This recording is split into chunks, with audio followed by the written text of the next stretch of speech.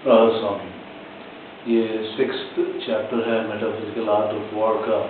मैंने स्टार्ट किया था एक्शन को समझाते हुए, जो कि वज्रमुक्ति कला का बेस है, ये आधार जो मैंने बनाया मार्शल आर्ट्स का।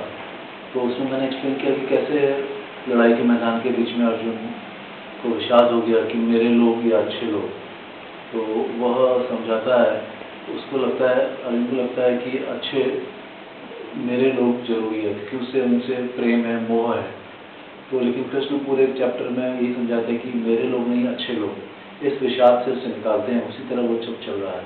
उसमें क्या है कि मेन चीज़, जैसे हम धीरे धीरे बॉडी के एक्शन और बॉडी को समझते हैं, उसी तरह हम मन से काम करने वाले अवयव, मन के चित्त के अवयवों को समझते हैं।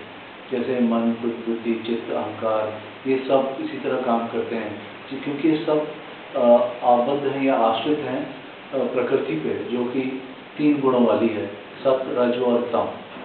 और इसका असर सब पे होता है, चाहे वो व्यास ऋषि हो, चाहे कोई वशिष्ठ हो या विश्वामित्र हो। 10,000 साल के तप के बाद भी वो फंस गए क्योंकि ये रजतम वाली प्रकृति किसी को नहीं छोड़ती। हाँ, इसमें एक तरीका है कि वही कि आदमी अभ्यास वैराग करते हुए इनका निरोध करे, तो उसमें वो शांत हो जाता है, धीरे धीरे धीरे उसकी आत्मा में लिप्त होता है और वो सबके समान रूप से दिखता है। वो सब वही सारी चीज़ें इसमें बताई गई हैं। श्री कृष्ण वाच अनाश्रितः कर्म फलम कार्य कर्म करोति यः स सन्यासी च योगी च न निरग्निर् च अक्रियः। इसमें उन्होंने बताया कि जो आश्रित नहीं है कर्म फल के, कर्म योग में 3 भाग हैं, शुभ कर्मों को करना, अशुभ कर्म को न करना। यह कर्म योग की पहली सीढ़ी है, कर्म योग की पहली सीढ़ी है। फिर वे शुभ कर्म 2 प्रकार के हैं, एक सकाम, एक निष्काम। निष्काम शुभ कर्म, यह पूरा कर्म कांड है। अग्नि का अर्थ है लोक कल्याण के लिए कार्य करने का व्रत। उस व्रत को फल कामना से निभाना सकाम कर्म कांड है। निष्काम भाव से करना संन्यास युक्त योग है। इसलिए कहा कि कर्म फल के आश्रय न रहकर जो कर्मी कर्म करता है वह सन्यासी भी है और योगी भी। एक मनुष्य ने शुभ व्रत धारण किया तो वह अग्नियुक्त है, परंतु यदि कोई दिन रात व्रत का स्मरण करता ही रहे, अग्निहोत्रादि नाटकों में ही लगा रहे, उन उपदेशों पर आचरण न करे, कुछ न करे, तो वह क्रिया वियुक्त है। फिर वह अग्नि भी निष्काम हो तथा क्रिया भी साथ हो, तब तो वह सन्यासी भी है, योगी भी है। अग्निहीन तथा क्रियाहीन न सन्यासी है न योगी। जहाँ यह बात ध्यान देने योग्य है कि सबसे पहले कार्य अकार्य विवेक आवश्यक है। इसलिए कर्म के साथ कार्य यह विशेषण लगाया गया है। इससे पहले समझाया कि कर्म क्या है, अकर्म क्या है और विकर्म क्या है। दरअसल कर्म तब शुरू होता है जब हम अंदर जाते हैं। जो भी हम कर्म कर रहे हैं अभी दुनिया के, वो अकर्म है। सकामता और निष्कामता का प्रश्न उसके पश्चात उपस्थित होता है। निष्कर्ष यह है कि अकार्य कर्म कभी न करना, कार्य कर्म सकाम होकर भी करना, कार्य कर्म निष्काम भाव से करना, यह सर्वश्रेष्ठ अवस्था है। आगे संन्यासम इति प्राहुर्योगम तम विद्धि पांडव न संन्यस्त संकल्पो योगी भवति कश्चन। हे पांडव, जिसे संन्यास ऐसा कहते हैं उसे ही तुम योग जानो, क्योंकि योगी का अर्थ है निरुद्ध चित्तवृत्ति और चित्तवृत्ति निरोध तब तक संभव नहीं जब तक विक्षेप आदि के मूल फल की कामना को प्रभु अर्पण करके फल प्राप्ति की व्याकुलता को नष्ट न कर दिया जाए। आरुक्षोर मुनिर्योगम कर्म कारणम उच्यते योगारूढ़स्य तत्येव समः कारणम उच्यते। हे अर्जुन, संन्यास की असली परीक्षा फल प्राप्ति पर होती है। जब तक मनुष्य फल तक नहीं पहुंचता किंतु ध्येय प्राप्ति के शिखर पर चढ़ने की इच्छा रखता है, तब तक उसके लिए ध्येय प्राप्ति के लिए कर्म करना आवश्यक है। किंतु ध्येय प्राप्ति पर फल प्राप्ति भी साथ ही होती है, तब अपने को संभालना कठिन हो जाता है। उस समय श्रम उसे काम देता है। इसलिए उन्होंने श्लोक में कहा योगारूढ़स्य तस्यैव समः कारणम उच्यते। एक चतुर वैद्य एक असाध्य समझे जाने वाले रोगी की चिकित्सा में लगा हुआ है। रोगी रोग मुक्त हो गया अब मान लीजिए कि वह रोगी से किसी फल की इच्छा नहीं रखता, किंतु ध्येय प्राप्ति अर्थात रोगी की रोग मुक्ति से जो कीर्ति, अर्थलाभ, मित्र संप्राप्ति आदि नाना फल उस समय स्वयं टूट टूट कर बरसते हैं, इसका बोध सहन करने के लिए उसे सम शक्ति की अपेक्षा होती है। और वह सम किस प्रकार का होता है, सो आगे कहते हैं। यदा हीनेन्द्रियार्थेषु न कर्मस्वनुसंसज्जते सर्वसंकल्प संन्यासी योगारूढ़स्तद उच्यते। जिस प्रकार भूख मिट जाने पर भोज्य पदार्थों का थाल भरा हुआ सामने पड़ा हो तो भी खाने की इच्छा नहीं होती, उसी प्रकार पूर्वोक्त ब्रह्म निर्वाण पाने वाले के सब संकल्प, सब प्रकार की भूख शरीर यात्रा के अतिरिक्त मिट जाती है, वह आप काम हो जाता है। उस सर्व संकल्प संन्यास का नाम सम है। उसको प्राप्त हो जाने वाले पुरुष को उस समय योगारूढ़ कहते हैं। हे अर्जुन, आत्मा के अतिरिक्त अन्य किसी वस्तु के द्वारा सुख पाने की इच्छा अंततोगत्वा परावलंबन परतंत्रता ही तो है। इस प्रकार की परतंत्रता में फंसा हुआ मनुष्य किसी न किसी तुच्छ वस्तु के सामने गिड़गिड़ाता है और गिड़गिड़ाने को की अवस्था समाप्त होनी चाहिए। उद्धरेदात्मनात्मनं नात्मान वसादये आत्मैव हितात्मनो बंधुर आत्मैव रिपुरात्मनः। इसलिए इस चिंता से बचने के लिए अपना उद्धार अपने बल से करें। अपने आप को भोगवासना के वश में होकर कभी जड़ पदार्थ के सामने नीचा न दिखावे। मनुष्य का अपना आप ही उसका बंधु है और अपना आप ही उसका शत्रु है। बंधुरात्मात्मनस्तस्य येनात्मैवात्मना जितः अनात्मनस्तु शत्रुत्वे वर्तेतात्मैव शत्रुः। जिसने अपने आप के द्वारा जड़ पदार्थों से लड़कर उन्हें परास्त करके अपने आप को जीत लिया है, उसका इस युद्ध में अपना आप ही बंधु है। और जब जड़ पदार्थ जो आत्मा नहीं है आत्मा के साथ शत्रु का बर्ताव कर रहा होता है, उस समय वास्तव में अपना आप ही अपना शत्रु होता है। लोग प्रायः कहते हैं कि मैं तो इस गंदे स्थान पे नहीं जाता था, आंखें मुझे घसीट कर ले गई। वे यह भूल जाते हैं कि जड़ आंखों की क्या मजाल कि चेतन को घसीट कर ले जाएं। बैरन आंखें नहीं अपनी विषयासक्ति है। चितात्मनः प्रशान्तस्य परमात्मा समाहितः शीतोष्ण सुख दुखेषु तथा मानवमानयोः। जिसने अपने आप को इंद्रियों की दासता से छुड़ा दिया है, उसका चित्त प्रशांत रहता है। और जिस प्रकार स्थिर दर्पण में सूर्य का प्रतिबिंब भी स्थिर और स्पष्ट दिखता रहता है, उसी प्रकार प्रशांत चित्त में शीतोष्ण सुख दुख मान अपमान आदि सब द्वंद्वों के बीच एक रस परमात्मा का आनंद एकाग्र समाहित रूप से प्रतिफलित होता है। ज्ञान विज्ञान दत्तात्मा कूटस्थो विजितेन्द्रियः युक्तिच्युते योगी समलोष्टास्मकाञ्चनः। जिसकी प्राप्ति का साधन उसके अंदर ही उपस्थित है, अर्थात नाना विज्ञान प्राप्त करना तथा उस पर विविध चिंतन द्वारा उसे विज्ञान रूप देना। किंच उसमें चित्त एकाग्र होने से जिसकी इंद्रियां वश में रहती है तथा जो ज्ञान के परम शिखर भगवान में सदा स्थिर रहता है, जिसके लिए मिट्टी का ढेला पत्थर तथा सोना सब एक समान तुच्छ है, इस अवस्था को पहुंचा हुआ योगी युक्त कहलाता है। उसे किसी जड़ पदार्थ के सामने गिड़गिड़ाना नहीं पड़ता। सुहन्मित्रार्युदासीनं मध्यस्थेस्तस्त्वेषबन्धुषु साधुष्वपि च पापेषु संबुद्धिर्विशिष्यते। हितैषी मित्र शत्रु उदासीन दो के बीच में विवाद निर्णयता मध्यस्थ दुनिया भर का द्वेष का पात्र, जो हमसे द्वेष करे वह शत्रु तथा हम जिससे द्वेष करें वह द्वेष कहलाता है। बंधु सज्जन तथा पापी इन सब के प्रति जिसकी हित कामना बुद्धि एक समान है, वह विशिष्ट योगी है। योगी युञ्जीत सततमात्मानं रहसि स्थितः एकाकी यच्चित्तात्मा निराशीर परिग्रहः। एकांत में स्थित अकेला चित्त और आत्मा को वश में किए हुए कामना रहित सामग्री के बोझ से रहित योगी अपने आप को सदा एकाग्र करता रहे। सुतो जे देशे प्रतिष्ठाप्य स्थिरमासनमात्मनः नात्युच्छ्रितम नाति नीचम जयलाजित कुशोत्तरम। पवित्र स्थान में सबसे नीचे वस्त्र, उस पर पुष्पक मरचम और उसके ऊपर कुशासन बिछाकर अत्यंत ऊंचा न हो और नीचा न हो, ऐसे स्थान पर स्थिर आसन लगाकर योगी को बैठ के ध्यान करना चाहिए। तत्र एकाग्र मनः कृत्वा यच्चित्तैरिन्द्रियक्रियः उपविश्यासने युञ्ज्यात् योगमात्मा शुद्धिः।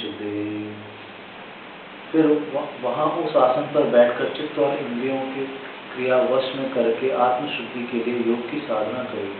समकाय शिरोग्रीवं धार्यं चलं स्थिरः संप्रेक्ष्य नास्तिकाग्रं स्वं दिशश्चानुलोकनं लोकयन्।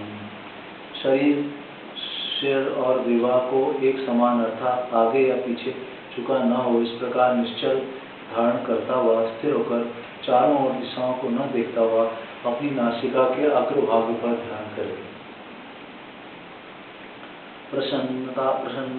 प्रसन्नात्मा विगद्भि ब्रह्मचार व्रते स्थिता मन संयम्यमचिंतो युक्ताचितमत्परः।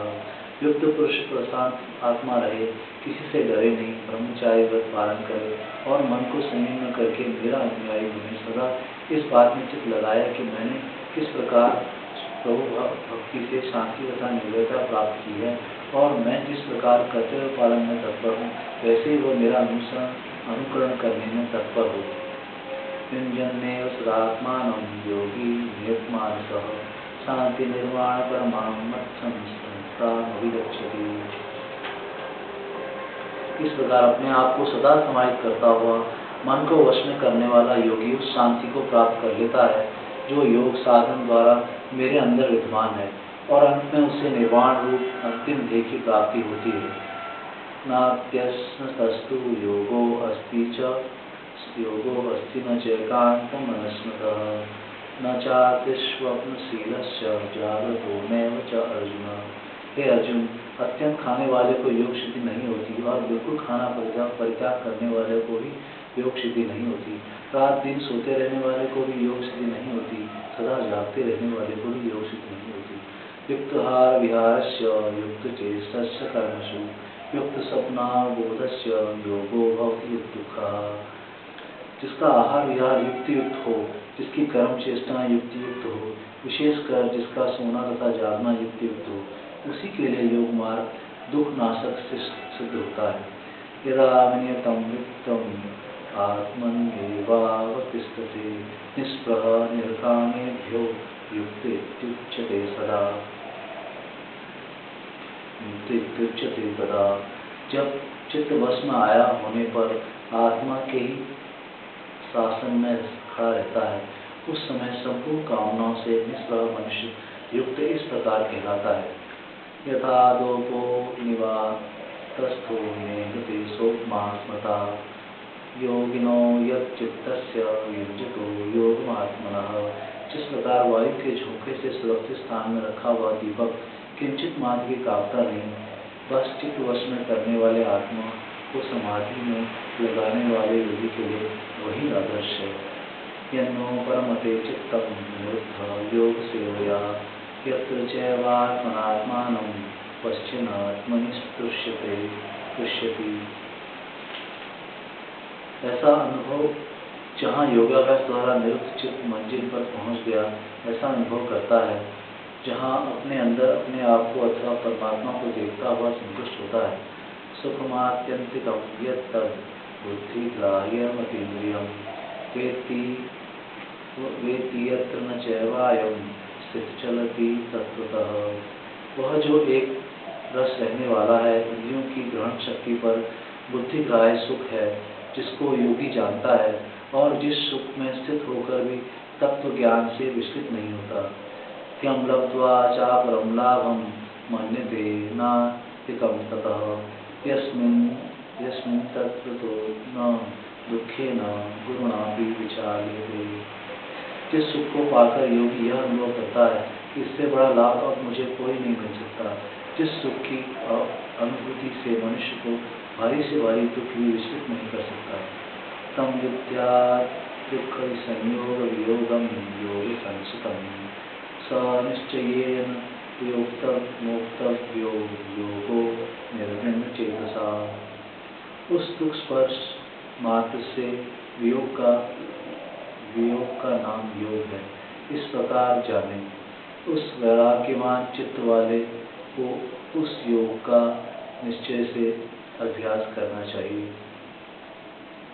संकल्प प्रभावन कामान त्यक्त्वा सर्वनशेत मनसंवेन्द्रियग्रामं विनियम्य समन्ततः।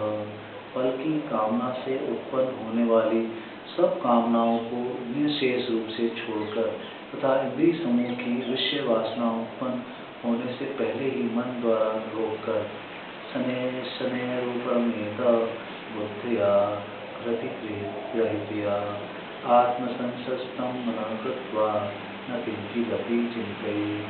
धैर्य से संवारी हुई बुद्धि से धीरे धीरे शांति प्राप्त करे, मन को अपने वश में करके कुछ भी चिंतन न करे, अर्थात शून्यता लावे। यतो यतो निश्चरति मनश्चंचलम् अस्थिरं ततस्ततो नियम्येत तदात्मन्येव उपशमयेत्। अपनी स्थिरता के कारण यह चंचल मन जिधर निकलकर भागे उधर उधर से पकड़कर इस मन को वश में करता रहे। प्रशांतमनसं ह्येनं योगिनं सुखम उत्तमम् उपैति सान्तरजसं ब्रह्म भूतमकल्पमशम्। इस योगी का जब मन शांत हो जाता है तथा पूर्व प्रतिनिधित दर्पण के समान ब्रह्मा विभुक्त होने से वह दोष रहित ब्रह्म भाव को प्राप्त होता है। युञ्जन्नेव सदात्मानं योगी विगतकल्मषः सुखेन ब्रह्म संस्पर्शन अत्यंतम सुखम अश्नुते। इस प्रकार अपने आप को योगाभ्यास में लगाता हुआ योगी कल्मष रहित होकर बड़ी सुगमता से उस अत्यंत सुख को पाता है जिसे ब्रह्म संस्पर्श कहते हैं। सर्वभूतस्थं आत्मानं सर्वभूतानि च आत्मनि ईक्षते योगयुक्तात्मा सर्वत्र समदर्शनः। योग से अपने को वश में करने वाला योगी क्योंकि जीव मात्र में समदर्शी हो जाता है, इसलिए प्राणी मात्र की सेवा में अपने आप को लगा हुआ और प्राणी मात्र के दुख को अपने में अनुभव करता है। यो माम पश्यते सर्वत्र सर्वच मयि पश्यति तस्वाहं न प्रणश्यामि न च मे न प्रणश्यति। हे अर्जुन, मैं तो मर जाऊंगा किंतु मैं प्राणी मात्र की सेवा में लगा हूँ तथा इस युग में सब लोग मेरे आश्रित हैं।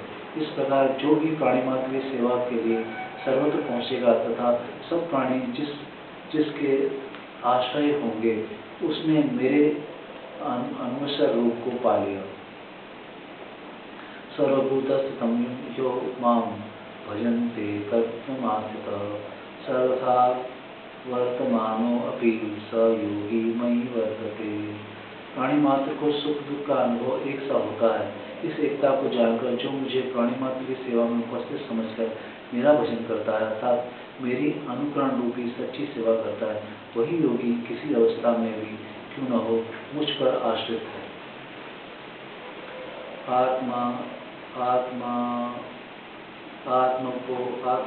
आत्माओपम्येन सर्वत्र समं पश्यति यो अर्जुन सुखं वा यदि वा दुःखं स योगी परमां मतः।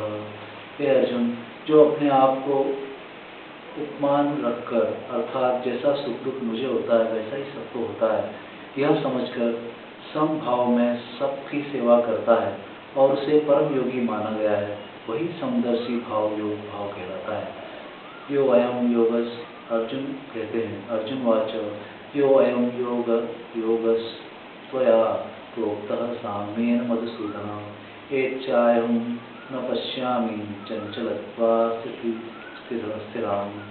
हे मधुसूदन, आपने जो सामयोग द्वारा जिस सामयोग की ओर निर्देश किया है वह जमेगा कैसे?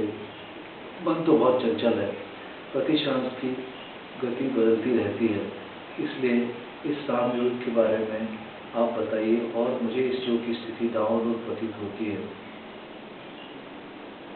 और आप ही इसके बारे में मुझे बता सकते हैं। चंचलम ही मना कृष्ण संप्रमाति बलम सदृशम तस्माहं निग्रहं मन्ये योगिव सुदस्करम। हे कृष्ण, मन क्योंकि बड़ा चंचल है, बड़ी जबरदस्त शक्ति से मनुष्य को बिलो डालता है, इसलिए इसका निग्रह मुझे अति कठिन दिखता है, जैसे वायु का निग्रह। असंशयम महाबाहो मनो दुर्निग्रह चलम। अभ्यासेन तो कृष्ण कहते हैं, असंशयम महाबाहो मनो दुर्निग्रह चलम अभ्यासेन तो कौन्तेय वैराग्येन च युज्यते। हे महाबाहो, मन बड़ा चंचल है, बड़ी कठिनता से वश में आता है, इसमें कोई संशय नहीं, किंतु हे कौन्तेय, निरंतर अभ्यास तथा बुराई के प्रति वैराग्य से और अपने अवश्य वश में आता है। असंशयात्मा योगी दुष्प्राप इति मे मतिः वश्यात्मना तु यतता शक्यो अवाप्तमुपायतः। जिसने अपने मन को संयम नहीं किया उसके लिए योग प्राप्त करना दुष्कर है, ऐसा मेरा विश्वास है। अर्जुन वाच। अर्जुन कहते हैं, अयति श्रद्ध योपेतो योगच्छ ऋतमानसः अप्राप्य योग संसिद्धि काम गतिम कृष्ण गच्छति। हे कृष्ण, जो श्रद्धावान हो किंतु चंचलतावश उसका मन योग से विचलित हो जाए, ऐसा अजितेंद्रिय मनुष्य योग सिद्धि न पाकर किस गति को प्राप्त होता है? कच्चिन्नो भय विभ्रश्चिन्ना भ्रमयोतस्य नश्यति अप्रतिष्ठो महाबाहो विमूढ़ो ब्रह्मणः पति।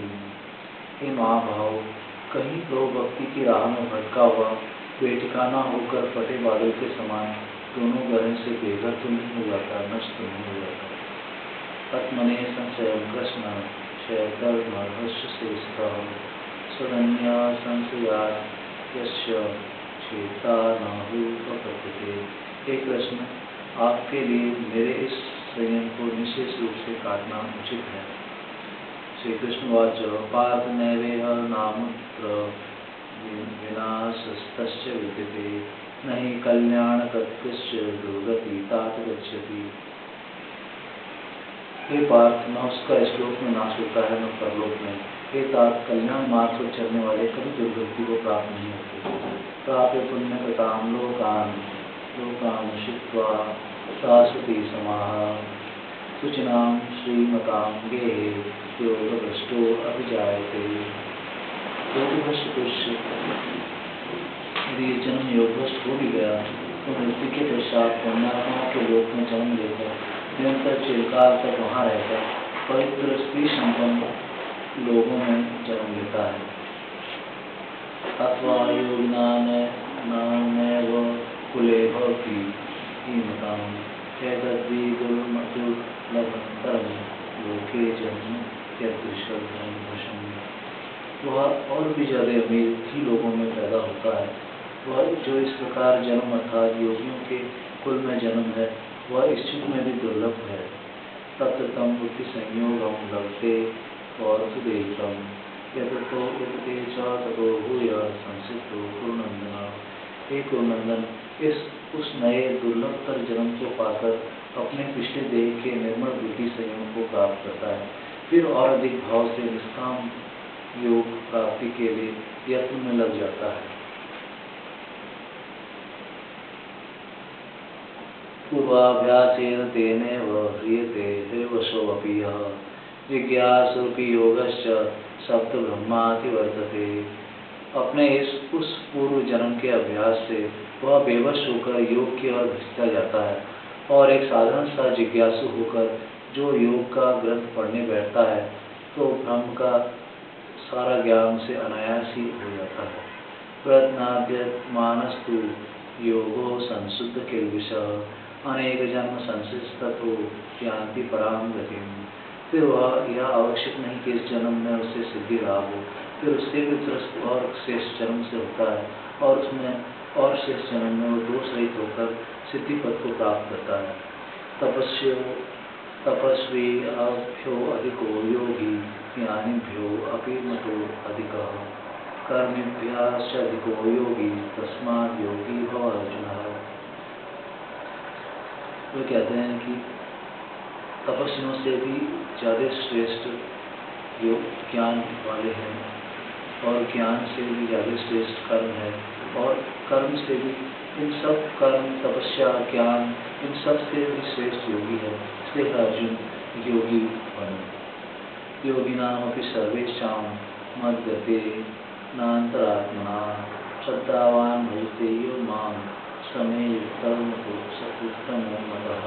हे अर्जुन, मैं सच्चे हृदय से उस प्रभु की शरण में जाता हूँ जो मेरी तरह श्रद्धा से उस प्रभु का भजन करता है। उसे तो मैं अपना भक्त मानता हूँ और जो केवल मेरे गीत गाते हैं उन्हें मैं खुशामदी मानता हूँ। इसलिए श्रद्धावान होकर मेरी तरह आप भी उसी तरह योग का ध्यान लगाएं। ध्यान का यही तरीका है और इसी से आप अपने मन को वश में रखें। इसलिए तस्मात् योगी भव अर्जुन।